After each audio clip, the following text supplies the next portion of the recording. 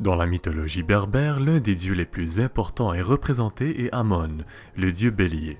Il fait partie avec d'autres dieux comme Anzar et Ayur du panthéon principal des divinités berbères.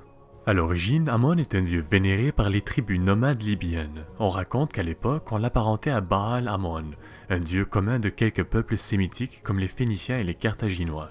C'est un dieu associé entre autres à la fertilité, à l'eau et à la végétation. Ce n'est que plus tard que le culte d'Amon se verra approprié par les Égyptiens qui, eux, l'associaient à leur dieu suprême, Amun-Ra. Et c'est dans l'oasis de Siwa que l'on retrouve l'oracle dédié au dieu ainsi que le temple où il était vénéré. À partir de là, l'influence et le mythe entourant le dieu bélier prit de l'ampleur et se propagea un peu partout dans le bassin méditerranéen. C'est ainsi que le culte d'Amon se vit même approprié à un certain point par les Grecs qui l'associèrent à leur dieu tout-puissant, Zeus. Donnant ainsi naissance à Zeus Amon, un dieu qui était souvent représenté avec un visage humain très similaire à Zeus, mais avec 2 cornes de bélier supplémentaires. Amon avait 2 temples dédiés en son honneur en Grèce. L'un d'eux se situait à Thèbes et l'autre était supposément à Sparte. Et la réputation du dieu bélier en Grèce attira plusieurs érudits et poètes. L'un des poètes lyriques les plus célèbres de l'époque, Pindare, lui voua même une hymne en son honneur. La réputation de ce dieu unique, Amon Zeus, finira par piquer la curiosité d'Alexandre le Grand. Après sa victoire contre les Perses dans la bataille d'Issos, celui-ci se dirigea vers l'Égypte et c'est là, dans l'oasis de Siwa, qu'il trouva l'oracle d'Amon. C'est là également que le grand prêtre du temple à Siwa accueilla le général macédonien comme étant le fils d'Amon.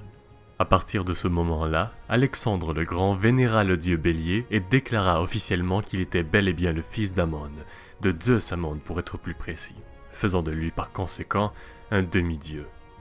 On raconte que dans certaines occasions, il se montrait même en public avec 2 cornes de bélier, rendant ainsi hommage à son père divin. Certaines pièces de monnaie de l'époque, à l'effigie d'Alexandre le Grand, montraient également le roi macédonien avec des cornes de bélier.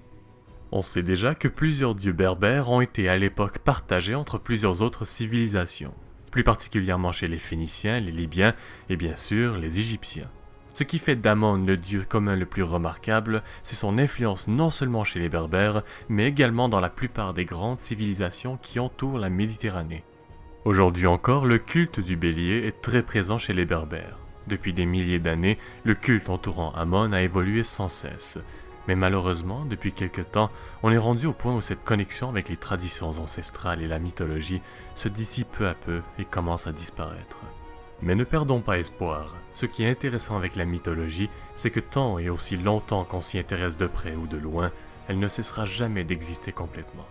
Alors voilà, c'est tout pour la vidéo d'aujourd'hui, merci à tous de l'avoir visionnée. Si elle vous a plu, n'hésitez pas à vous abonner et à partager la vidéo, c'est toujours très apprécié. Sur ce, merci encore à tous et à bientôt.